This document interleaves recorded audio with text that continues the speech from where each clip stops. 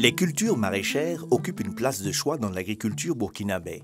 Selon les chiffres du ministère en charge de l'agriculture, elles constituent une importante source de devises pour l'économie nationale. Sur la production maraîchère totale, évaluée à 747 488 tonnes, la tomate occupe la deuxième place après l'oignon bulbe, et ce, avec une production de 157 086 tonnes, soit 21% de la production maraîchère totale.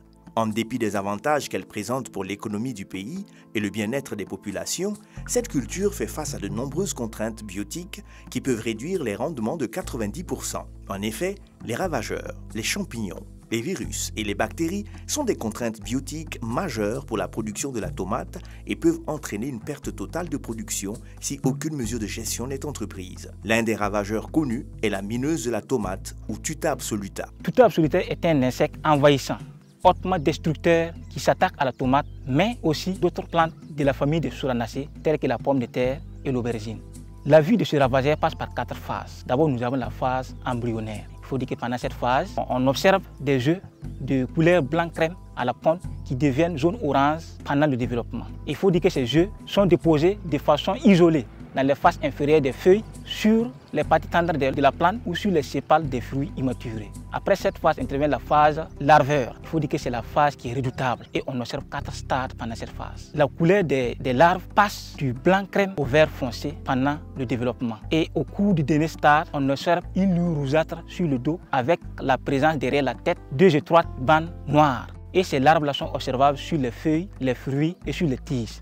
Après la phase larvaire, nous avons la phase chrysalide. Et cette phase est de couleur verdâtre, évoluant vers le brun foncé au cours du développement.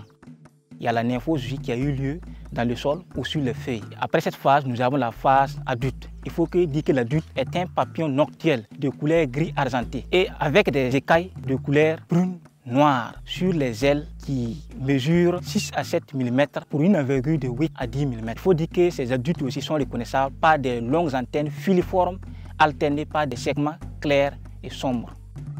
Les larves jeunes s'attaquent généralement aux feuilles, mais on peut les observer aussi sur les points de croissance de la plante et aussi dans les fleurs. Mais quant aux larves adultes, elles s'attaquent généralement aux fruits et aux tiges.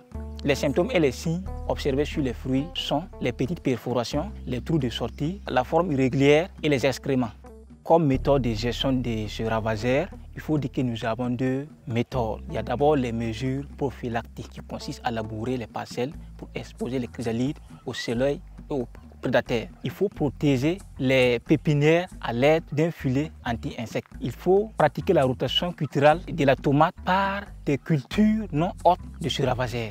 On peut citer par exemple l'oignon et la laitue. Il y a le piégeage de masse des adultes mâles à l'aide d'une phéromène sexuelle. Il y a le désherbage régulier des parcelles et l'élimination régulière des plantes et des fruits infestés. Après les méthodes prophylactiques, nous avons la lutte biologique et chimique. À ce niveau, il faut souligner que Tuta absoluta est reconnu d'être résistant aux insecticides. Donc, nous, techniciens, nous conseillons aux producteurs d'utiliser les extraits des plantes telles que le neem et les extraits d'ail. Il faut dire que la tomate est confrontée à plusieurs contraintes biotiques qui impactent considérablement les rendements escomptés et partant de la production, entraînent ainsi des pertes pour les artères de cette filière. Au nombre de ces contraintes biotiques, nous pouvons citer Tuta absoluta, qui est la mineuse de la tomate. Alors, les pertes liées à ce ravageur peuvent être totales si aucune mesure n'est entreprise. Pour mieux protéger son rendement, il faut mettre en pratique les recommandations du ministère en charge de l'agriculture et tous les protocoles de lutte contre la mineuse de la tomate.